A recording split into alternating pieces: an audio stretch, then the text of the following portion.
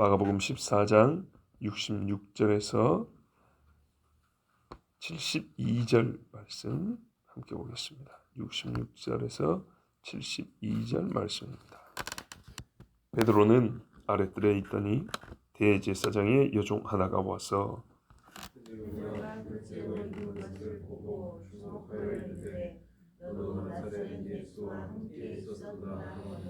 베드로가 부인하여 이르되 나는 내가 말하는 것이 무엇인지 알지도 못하고 깨닫지도 못하겠노라 하며 앞들로 나갈새.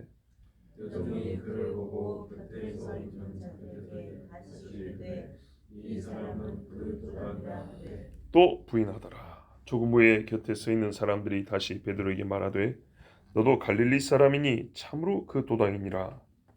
그러나 베드로가 저주하며 맹세하되 나는 너희가 말하는 이 사람을 알지 못하노라 하니 달기 곧 두 번째 울더라. 이에 베드로가 예수께서 자기에게 하신 말씀 곧 달기 두 번 울기 전에 내가 세 번 나를 부인하리라 하심이 기억돼 그 일을 생각하고 울었더라. 아멘. 사복음서에 오늘 사건이 다 기록이 되어 있습니다. 그런데 복음서들마다 기록이 조금씩 다른데 그 다름은 잘못 기록한 게 아니라 보다 더 자세하게 기록한 부분이 있고 어떤 부분을 기록하고 어떤 부분을 기록하지 않은 그런 것들이 있기 때문입니다. 그래서 사복음서를 다 한꺼번에 보면 좋지만 예전에 마태복음 강의 때 아마 전체를 이렇게 함께 비교하면서 전했던 것 같습니다. 그래서 오늘은 마가복음, 순전히 마가복음의 기록에 따라서 오늘 이 밤의 일을 함께 들어보도록 하겠습니다. 베드로는 아랫뜰에 있었다 했습니다. 이 집이 있고 뜰이 있는데요. 대제사장의 집이 좀 높기 때문에 뜰이 우리가 보는 높이 정도 아니라 저 아래에 있는 것처럼 보입니다. 뿐만 아니라 집이 크면 마당이 하나만 있는 게 아닙니다. 안으로 들어가면 들어갈수록 안채에 가까워지고 뜰이 여러 개가 있기 마련입니다. 그래서 베드로의 부린 사건을 보면 안쪽에 있는 뜰이 하나 있고 바깥쪽, 그러니까 대문 쪽에 뜰이 있는 것이죠. 오늘의 말씀에도 두 가지의 뜰이 나옵니다. 이거 조금 깊숙이 들어가 있다 이 말입니다. 깊숙이 들어가 있는 뜰에 있었는데 이때 뭐 하고 있었냐? 불을 쬐고 있었습니다. 앉아서 불을 쬐고 있는데 대제사장의 여종 하나가 왔습니다. 옛날 번역에는 비자라고 되어 있습니다. 한자 표현이죠. 여종 하나가 왔습니다. 일부러 누군가 의심스러워서 왔다기보다는 한밤중에 여종이 안 자고 뭐 하겠습니까? 일을 하고 있는 것이죠. 배가 고프고 춥고 그러니까는 이 대제사장만 하더라도 제법 나이가 있는 사람이고 주변에 사내들은 공회원들 갑자기 대식구가 온 거 아니겠습니까? 그러니까는 이 집 종들도 잠을 못 자고 일을 하고 있습니다. 상당히 스트레스가 많았을 것이고 긴장도도 높았을 것이고 즉 날카로워질 수 있는 그런 상황이란 얘기입니다. 근데 이리저리 왔다 가다 일을 하다 보니까 눈에 띄는 한 사람이 있는 거죠. 그 사람이 베드로였습니다. 그래서 평상시 같으면 사람이 지나갈 수도 있는 것인데요. 오늘은 좀 날카롭잖아요. 조금 신경 쓰이고 또 특별한 마음이기 때문에 가까이 와서 봤습니다. 그랬더니 맞는 거예요. 자기가 짐작한 그 사람. 꼭 베드로라기보다는 왜? 당신 베드로잖아 이렇게 말을 못하죠. 예수와 함께 있었던 사람 중에 하나라는 그게 맞다. 그랬어요. 그래서 67절을 보면 베드로가 불 쬐고 있는 것을 보고 주목하여 이것도 멀리서 확실하게 알아보고 온 게 아니라 확인차 가까이 와서 이렇게 사람을 쳐다본 거예요. 야, 이거 사람 기분 나쁘죠. 가만히 쳐다보고 있는 거. 그런데 주목하여 봤다 그랬어요. 가만히 보더니 맞네. 맞아. 너도 나사렛 예수와 함께 다닌 놈이지. 이렇게 물어본 거예요. 여러분, 예수님 모신다고 병자를 데리고 온 사람이 몇 명이요? 떡 얻어 먹겠다고 모인 사람이 몇 명입니까? 함께 있었던 적이 있는 사람은 수없이 많습니다. 그러나 함께 다닌 사람, 함께 있었도다 했으니까 언제 어디서 함께 있었다는 얘기냐? 그렇게 따지면 어느 시점에 어떤 사건에 함께 있었던 사람은 무지하게 많으나 여기서 함께 있었다는 얘기는 늘 함께하는 사람. 그러니까는 소위 그의 한 무리 중에 하나 아니냐 이렇게 말을 한 겁니다. 평시에 봤다는 얘기죠. 평시에. 예. 아마 이 여인이 대제사장의 종이기 때문에 예루살렘에 왔을 때 봤다는 뜻일 겁니다. 그렇죠. 여인이 뭐 갈릴리까지 가서 볼 일은 없었을 거 아니겠습니까? 물론 거기서 있다가 왔을 수도 있지만. 근데 이 여자의 말을 보세요. 번역어긴 하지만 굉장히 말투가 차갑죠. 차갑게 의졌습니다. 우리가 보통 여종이라 할 것 같으면 보통 여기서 말하는 여종들은 이제 좀 그 소녀 같은 그런 여성들인데 말투가 차갑습니다. 왜일까요? 오늘 이 밤에 고생을 누구 때문에 하는 건데요?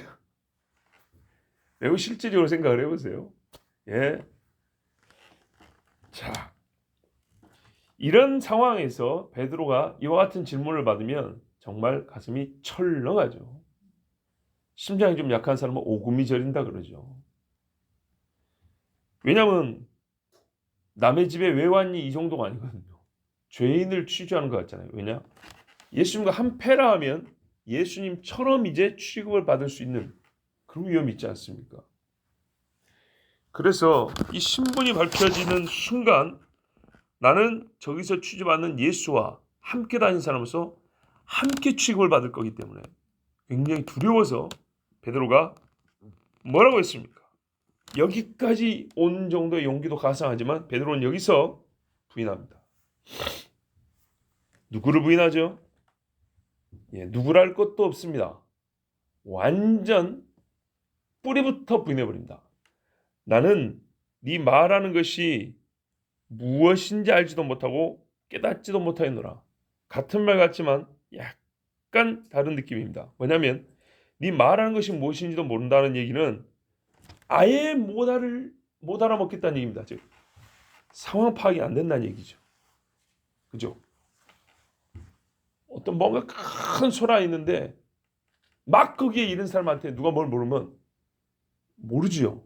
그리고 주변에 뭔 사건이 있는데 나만 실제로 몰라요. 주변 사람들 다 아는데 그 사람이 나한테 물어보면 전혀 나는 상황 파악이 안 되기 때문에 나는 지금 뭘 물어본지 모르겠다. 이해하지 못한다는 말은 말 뜻은 알겠는데 그러니까는 무엇을 물어보는 것은 알겠는데 그 내용을 내가 이해하지 못하겠다. 깨닫지 못한다는 말은 이해하지 못하겠다. 그러니까는 나하고 무슨 상관인지 모르겠다. 좀 더 현실적으로 말하면 나사렛 예수? 그거 누구지? 이게 첫 번째 네 말이 무슨 말인지 모르겠다. 이것이라면 깨닫지 못한다는 말은 나사렛 예수와 내가 무슨 상관이지?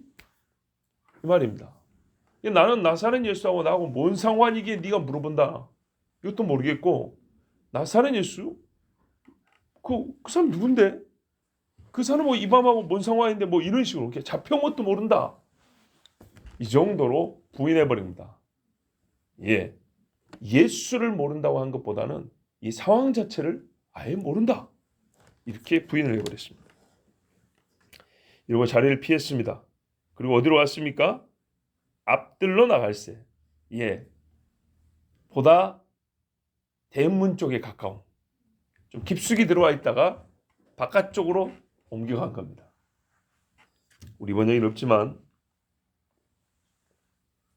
본래 성경에는 여러분 각주 1번에 달려있죠. 마침 닭이 울더라. 보이십니까? 이게 원래 원문에 있는 겁니다. 다 뺀 것은 있는 걸 뺀 것이지. 자, 닭이 울었습니다. 앞들로 피해 가는데 닭 울음소리가 났어요. 저 멀리서 들렸다고 생각할 필요는 없습니다. 대제사장 집에서 식용으로 짐승을 안 키우겠습니까? 대식구를 거느리니 큰 집에서. 부자 집도 닭이 있는 것이지 가난한 집에 닭이 있겠습니까? 극도의 긴장감 속에 있기 때문에 베드로는 닭 울음소리를 듣지 못했습니다. 이것이야말로 지금 정말 무슨 일이 일어난지도 모르고 자리를 옮겨가는 중입니다. 그래서 닭 울음소리가 들렸지만 듣지 못한 것이고 주님 말씀이 생각나지도 않았습니다. 그래서 바깥쪽 데려왔는데 여기도 사람들이 춥기 때문에 역시나 불을 쬐고 있었습니다. 이 밤에는 전부 다 비상대기 상태입니다. 종들이 밖에서 기다리면서 여기저기 그룹을 지어서 불을 쬐고 있는 거죠. 어떤 데는 자리를 깔고 앉는 데도 있고 어떤 데는 서 있는 데도 있고 여기서는 서 있었습니다. 이렇게 가만 추워서 또 그 옆에 가서 불을 쬐고 있는데 또 다른 여종이 곁에 선 사람들에게 소근소근도 아니었을 거예요. 들릴 정도로 저 사람 어디서 본 것 같은데 하면서 이야기를 했습니다. 이 사람은 그 당이라, 그 도당이라 이렇게 얘기를 했습니다. 소금되는 정도가 아니죠. 옆에 사람들이 전부 다 이제 베드로를 주목해 보겠죠. 그리고 이제 한마디씩 했겠죠. 그 여자는 더 크게 말했을 것이고 딱 한마디하고 그치지는 않았을 겁니다. 왜요? 진짜 이 밤에 고생한 게 누구 때문이고 이 말투를 볼 때 이 사람들 중에는 예수 믿는 사람 한 명도 없는 거예요. 지금 예수를 잡았어요. 그 유명한 예수를 잡았어요. 근데 이 사람들이 뭐 때문에 소근소근 얘기를 하겠습니까? 근데 여기서 놀라운 것이 있는데 놀랍다기보다는 우리가 좀 주목해야 될 게 있는데 이 사람은 그 도당이라. 여기서 우리는 당시 사람들이 예수님을 특별한 한 개인으로만 보지 않고 패거리의 우두머리로 보고 있다는 걸 알 수가 있습니다. 어떤 조직의 우두머리로 보고 있다는 겁니다. 뭐 조폭이라는 의미는 아니고요. 예. 그래서 소위 신학적으로는 예수 운동이라는 개념이 있습니다.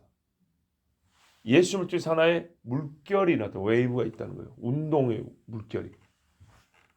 그걸 어떻게 정의하느냐는 사람마다 좀 다르지만 하나의 예수 운동이라고 보일 만한 개인의 운동 움직임으로 끝나지 않고 사람들의 마음이 움직여서 예수와 함께 이렇게 하나의 흐름이 생겼다.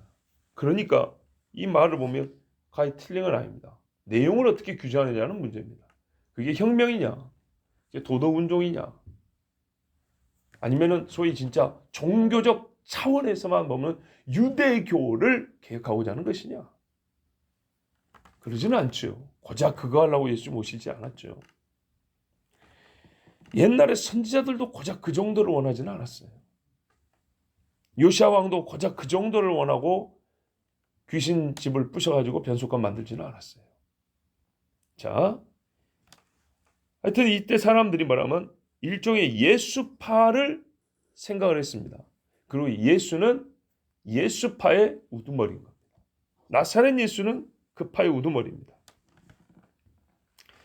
자, 그렇다면 그 파의 일원일 경우, 그 당의 회원일 경우에 연대적 책임을 물을 수 있는 건 당연하죠.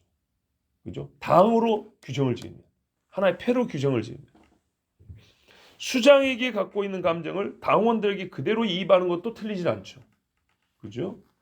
집에 가장에게 갖고 있는 감정을 그 집안 식구에게도 비슷하게 표현하는 거 보통 있는 일인 것처럼. 그래서 예수가 수장이고 베드로가 그 파이면 거기다가 나중에 그 중에 선임자 합격이다. 이게 드러나면 더 크게 욕을 당할 수도 있겠죠. 베드로는 두려움에 떨었습니다. 예수님처럼 야 나도 저렇게 잡혀가지고 맞고 침뱉음을 당하고 욕을 듣겠구나. 잘못하면 저 가만 보니까 죽이려고 하는데 죽겠구나. 그 도당이니까. 그래서 또 부인했습니다. 번역은 간단하게 되어 있지만 또다시 그 말을 부인하니라 이렇게 되어 있습니다. 그러니까는 이번에는 아니다 나는 그 당이 아니라 이렇게 좀 더 직접적으로 부인을 한 겁니다. 얼마의 시간이 흐른 후에 조금 후에 이 조금은 몇 분은 아니죠. 여기서 한 번만 이제 다른 성경을 좀 함께 보면 1시간쯤 후에 이런 표현이 있죠. 곁에 서 있는 사람들이 이제 말을 했습니다. 누구의 충동이었든 간에 이제는 여러 사람이 한꺼번에 추궁을 합니다. 너는 갈릴리 사람이 참으로 그 당인이라. 이렇게 이제 쏘아붙이고 몰아붙입니다. 이 사람들의 논리와 증거가 뭡니까? 나름대로 자기들이 이제 증거를 확보했다는 뜻입니다. 그게 뭐냐면 예수당은 갈릴리당이라는 겁니다. 예, 예수당은 갈릴리당. 가룟 유다 정도 빼고 나머지 다 갈릴리 사람이란 말이에요. 가룟 유다의 가룟은 동네 이름입니다. 제가 알기로 가룟은 유대 지역 이름입니다. 갈릴리가 아니고. 그러니까는 예수당은 갈릴리당으로 인식이 되어 있는데 너는 갈릴리 사람이니까 그 당이 맞다. 약간 허술하긴 하지만 이 밤에 여기 모인 사람들에게는 그게 자명한 거였습니다. 왜 그러냐? 예수당은 갈릴리당인데 너는 갈릴리 사람이므로 예수당이 맞다. 왜 이렇게 논리가 성립하냐?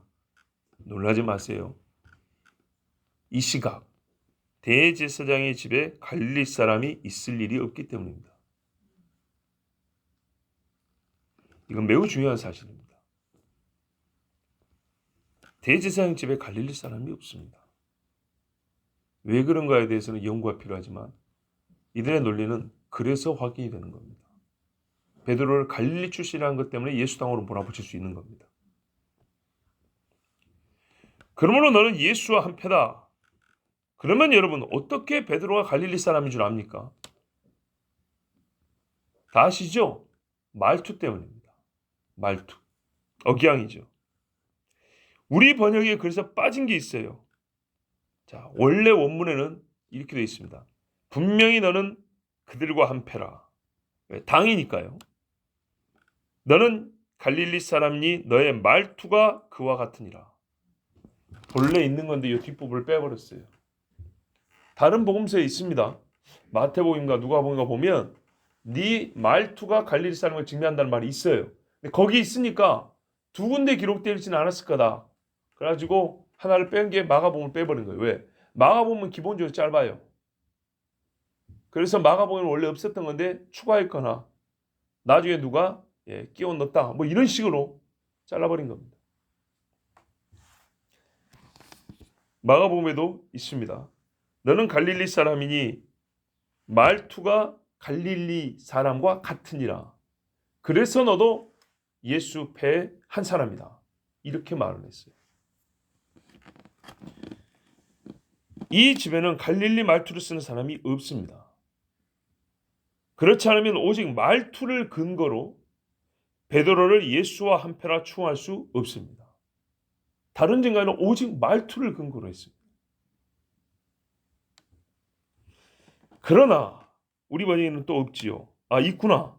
70절에. 그러나 베드로가 저주하여 맹세하되 나는 너희가 말하는 이 사람을 알지 못하노라 했습니다. 그러나 여러분 베드로는 이제 사실을 자기를 보호하려면 말을 안 해야 돼요. 그렇죠? 말투 때문에 갈릴리 사람이고 갈릴리 사람이니까 예수 한패란 그럽니까? 말을 안 해야 돼요. 저도 서울 생활을 몇 년 했다고 말투가 묻어나잖아요. 그렇죠. 말을 안 해야 되지만 말을 안 하면 시인하는 꼴이 되고 그러니까는 하면 할수록 표현해볼까요? 갈릴리 냄새가 나는 여기서는 갈릴리 냄새 이꼴 예수 냄새란 말이에요. 예수쟁이는 그래요. 어쨌든 예수 냄새가 나요. 도망을 가려고 하든 덕을 보려고 하든 영광을 얻으려고 하든 예수 냄새가 나요. 그 독특한 갈릴리 억양으로 자기를 변호했습니다. 말을 할수록 갈릴리 출신하는 것이 드러나겠으나 말을 안 할 수도 없으니 말을 하면서 이제는 이 말투로 인한 의심을 이겨낼 수 있는 증거를 대야 됐습니다. 그렇죠. 말을 안 하고 있는 것보다 말하는 게 더 불리한 상황이에요. 말투 때문에. 근데 말을 하면 더 불리한데도 말을 한다는 것은 말투로 인한 의심, 말투라는 하나의 증거를 뒤집어 풀 정도로 더 강력한 반증을 해야 돼요. 근데 베드로가 갖고 있는 게 있어요, 없어요? 없죠. 털문 예수가 나오는데. 그래서 베드로는 저주와 맹세라는 카드를 씁니다. 유대인에게 있어서 저주와 맹세는 강력한 거거든요. 네가 그리스도나 할 때도 맹세를 시켰습니다. 베드로가 실제 했던 말은 우리가 본 기록보다 깁니다. 왜요? 본문에는 저주와 맹세 어구는 없지 않습니까? 그죠? 저주에 해당하는 말은 없고 맹세하노니 이런 표현이 없어요. 그래서 다 기록하지는 않습니다. 끝에만 기록한 겁니다. 그 끝이 나는 너희의 말하는 이 사람을 알지 못하노라 입니다. 베드로는 자신이 갈릴리 사람이 아니라는 것을 변호하기 위하여 저주와 맹세를 하면서 너희가 말하는 이 사람을 알지 못한다고 주장했습니다. 그래서 가까스로 위기를 면할 수 있었습니다. 여러분, 그러면 베드로가 나름대로 성공을 했는데 무엇을 저주했을까요? 누구를 저주했을까요? 이 부분에서 우리는 저나 여러분은 흔히 예수님을 저주했다고 생각을 합니다. 그렇죠. 근데 잘 생각해보면 그렇지 않습니다. 무슨 말이냐면 자기 자신을 저주했을 가능성이 큽니다. 가정과 조건형으로 말이죠. 구약 성경에서 많이 읽어본 문구가 있습니다. 이스라엘 사람입니다. 뭐라고 하죠? 내가 만일 갈릴리 사람이라면 여호와께서 내게 벌 위에 벌을 내리시기를 원하노라. 이런 식의 표현이죠. 많이 들어보셨죠? 다윗이 나발을 죽이러 갈 때도 내일 아침까지 내가 이 집에 벽에다 오줌 누는 놈들 중에 하나라도 남겨놓으면 여호와께서 내게 벌 위에 벌을 내리시기를 원하노라. 급박한 상황, 특히 싸움과 대적의 상황에서 이런 식의 표현을 많이 쓰는 걸 여러분 많이 읽어봤습니다. 또 이렇게 하죠. 내가 맹세하여 말하노니 나는 갈릴리 사람이 아니라. 이런 식의 표현이죠. 그러므로 베드로는 그러니까 이렇게 내가 맹세하여 말하노니 나는 갈릴리 사람이 아니라. 이 사람이 주장한 거 이거잖아요. 나는 갈릴리 사람이 아니라. 그러므로 나는 너희가 말하는 이 사람을 알지 못하노라. 내가 알면서도 모른다고 할 경우 나는 여호와께 벌을 받을 것이니라. 이런 식의 이스라엘식 저주 문구를 쓰는 거죠. 우리가 구약성에서 많이 듣던 화법 말입니다. 자, 갈릴리 출신이 아니기 때문에 예수를 모른다는 논리. 그렇다면 베드로는 오늘 두 가지를 부인한 셈입니다. 예수와 자기 자신입니다. 갈릴리 사람 아니라고 했습니다. 예수를 모른다고 했습니다. 나는 예수를 알지 못하는 사람이다. 사실은 자기 부인이죠. 예수를 아는 나를 부인한 거고 갈릴리 사람이 나를 부인한 거죠. 그러나 여기는 동반하여 이 갈릴리 사람과 예수를 안다는 것이 곧 예수님과 밀접한 직접적 상관관계가 있기 때문에 예수를 모른다는 뜻이죠. 그 패가 아니라는 뜻이죠. 그래서 예수와 자기 자신을 부인하게 됩니다. 우리에게는 예수와 함께 이 땅을 걸었던 사실이 있고 예수와 함께한 일이 있고 예수님께 드려버렸던 나의 마음, 내 삶이 있습니다. 흔적이 남아 있습니다. 그러므로 그것들을 지워가면서 예수님을 부인해야 합니다. 예수님만 부인되지 않습니다. 예수와 함께한 무엇이 부인되어야 합니다. 그래서 예수님을 부인할 경우 이 사람은 예수님과 함께했던 나도 부인하게 됩니다. 예수를 부인하고 나는 정말 예수와 상관없는 자가 되어버립니다. 예수와 무관한 나, 그 사람은 훗날 예수님 앞에서 주장하고 싶은 나는 결코 될 수가 없습니다. 무슨 말인지 아시겠죠? 예수님 앞에 섰을 때 나는 이렇게 주장하고 싶어요. 주여 주여 주여, 나는 주님 앞에서 설교를 했었고, 나는 주의 이름을 부르며 기도를 했었고, 나는 주께서 병을 고칠 때도 그 옆에 있었으며 주께서 나눠주시던 떡을 먹었던 사람입니다. 근데 예수를 부인하는 건 어쩐 거라고요? 예수님과 함께했던 이 모든 일을 자기가 스스로 부인했기 때문에 나는 그날 네 말처럼 함께했던, 자기 말처럼 함께했던 그 나가 이미 아닌 거예요. 갈릴리도 아니라는데, 갈릴리 해변을 걸었던 베드로가 어디 있어요? 주님 앞에서 주님 나는 이런 사람입니다고 주장하고 싶으면, 그렇게 인정받고 싶으면 예수님과 예수와 함께한 나의 모든 것을 부인하면 안 됩니다. 그때 닭이 곧 두 번째 울더라. 그때 울었습니다. 참 이 시점을 가리켜주는 표현들을 번역하지 않은 것은 너무너무 잘못한 겁니다. 이에 베드로가 예수께서 자기에게 하신 말씀 곧 닭이 두 번 울기 전에 네가 세 번 나를 부인하리라 하심이 생각이 됐습니다. 기억되어 생각하고 울었더라. 그때 닭이 두 번째 울었습니다. 한 마리가 두 번 울었는가, 아니면 다른 닭이 울었는가, 아니면 여러 닭이 함께 울었는가, 그것은 그렇게 중요하지 않지만 새벽이 점점 밝아오고 있어서 두 번째 닭이 우는 때였습니다. 베드로는 아까와는 달리 이 닭 울음소리에 정신이 번쩍 떴습니다. 자기 정신이 아닌 거죠. 주님이 말씀하셨기 때문에. 베드로를 깨우고자 하는 주님의 진짜 자명종 소리였습니다. 순간 가슴에서 샘이 터지듯이 눈물이 터져 나왔습니다. 여러분, 눈물은 눈에서 시작하지 않고 가슴에서부터 솟아나오는 겁니다. 시몬 베드로는 예수님의 말씀을 계속 생각하면서 크게 울었습니다. 통곡을 했다 했습니다. 통곡.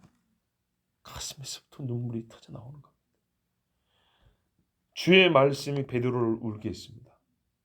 보세요.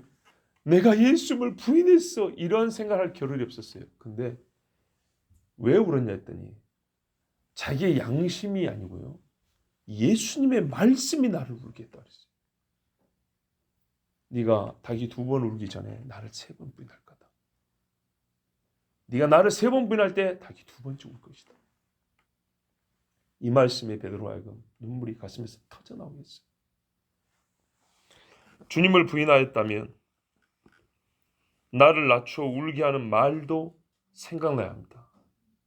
나를 울게 하는 말이 생각나지 못하는 사람은 회개를 못하므로 그는 가룟유다와 같이 됩니다. 우리 번역은 기억되어 생각하고 울었더라 했습니다. 생각하고 울었더라 했으니까 보세요. 예수 말씀이 딱 떠올랐어요. 그리고 그것이었구나 이렇게 깨닫고 깨달은 후 운 걸로 돼 있지만 본래 번역은 그게 아닙니다. 기억이 났어요. 그리고 계속 생각하며 울었더라 합니다.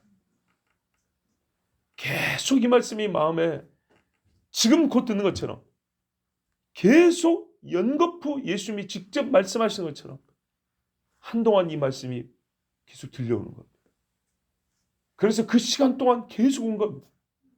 아까 떠올랐기 때문에 이것이 가슴 아파서 이제 그거는 됐고, 떠오른 건 됐고 이제 우는 시간하고 우는 게 아니고요, 계속 이 말씀이 생각되고 그래서 눈물이 나고 소리를 질러 부르짖었습니다.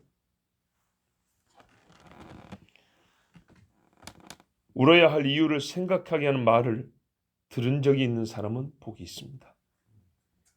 이 세대가 울어야 하는데도 울지 못하는 것은 나를 지금 울게 할 말을 전에 들은 적이 없으며, 베드로처럼 들은 적이 있었는데 들은 적이 없으며, 들어도 그 말을 잊었으며, 그 말을 떠오르게 하는 사건을 얻지 못했습니다. 또는 그 말이 떠올라도 내가 지금 무엇을 했는지를 자각하지 못한 거예요. 베드로가 이 말을 떠올렸을 때, 주님이 떠오르게 했을 때 그는 예수님을 부인하고 있는 자기를 자각했어요. 나 지금 뭐하고 있다? 예수를 부인하고 있다. 근데 우리가 전에 나를 지금 울게 하는 말을 들은 적이 있는데도 왜 못 우냐? 내가 그 말과 무슨 상관인데? 나 예수 부인 안 하고 있어. 나 예수 잘 믿고 있어. 근데 왜 내가 지금 울어야 하지? 이러니 눈물을 흘릴 수가 없는 겁니다. 눈물은 가슴에서 나는 건데 가슴이 울리지 않으니 눈물이 나지 않는 겁니다. 이것이든 저쪽이든, 그러니까는 들은 적이 없던 자기 자신이 하고 있는 것을 자각하지 못하던, 마음에 일각의 진동도 없는 겁니다. 일각은 한자 표현인데요, 1시간에 4분의 1, 매우 짧은 시간을 말한 겁니다. 짧은 시간 동안도 주의 말씀이 떠오르지 아니하고, 짧은 시간 동안도 자기 행위를 돌아보지 아니하는, 그래서 울지 않는 세대입니다. 듣지 못했던, 자각하지 못했던, 잊어먹었던, 이것이든 또는 저쪽이든.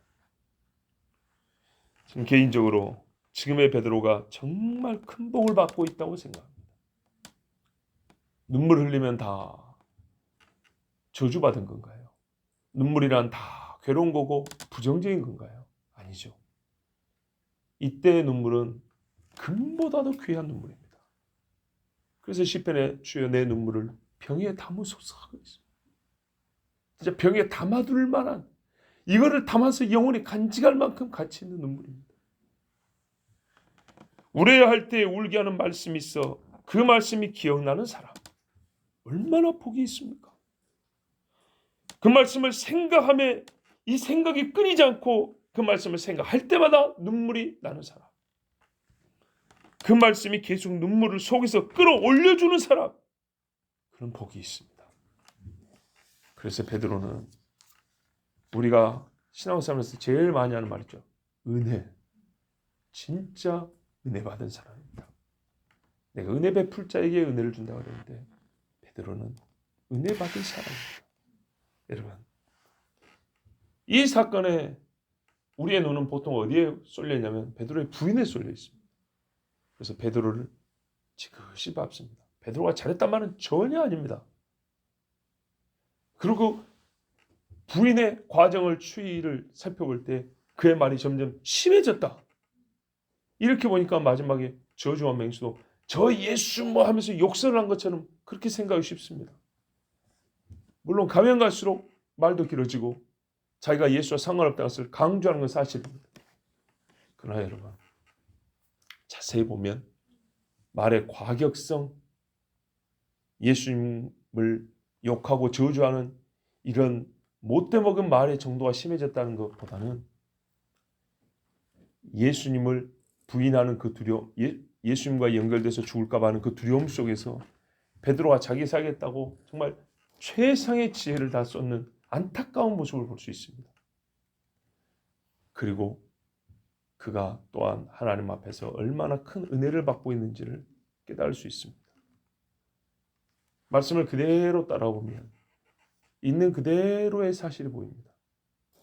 그래서 우리는 자연스럽게 베드로의 눈물에 대하여도 그 가치를 인정하고 깨달을 수가 있습니다. 눈물은 뒤에 따른 부록이 아니에요. 이 사건의 끄트머리, 엔딩 컷, 하나의 자막이 아니라고요. 이 사건에서 짧지만 반반의 비중을 가진 그런 사건이에요. 함께 봐야 합니다. 시간은 길지만 반이 예수님을 부인한 것이고, 짧지만 반이 예수님 앞에 회개하며 가슴을 치고 울었던 베드로의 모습입니다. 이 땅에서 예수를 행여 우리가 살면서 부인하는 적이 적지 않게 있습니다. 그때는 울어야 합니다. 한 사람으로서, 교회로서, 즉 예수 패로서 예수를 부인했다면 회개해야 합니다. 보십시오. 처음부터 예수 자신을 부인한 게 아니었어요. 결과적으로는 그렇지만 그 패라는 것을 부인했어요. 그 당이라는 것을 부인했어요. 예수 무리 속에 든 것을 부인했다고요. 예수님을 직접 부인하는 것도 죄지만 예수와 함께하는 사람인 것을 부인하는 것. 즉 말하면 당신 누구냐? 나는 교회 사람이요. 부인하지 마십시오. 예수쟁이는 교회 사람입니다. 그리고 우리가 살면서 어느 모로나 부인했다면 주의 말씀이 생각되어 가슴에서부터 나오는 눈물을 쏟는 은혜가 있기를 축복합니다. 기도하겠습니다.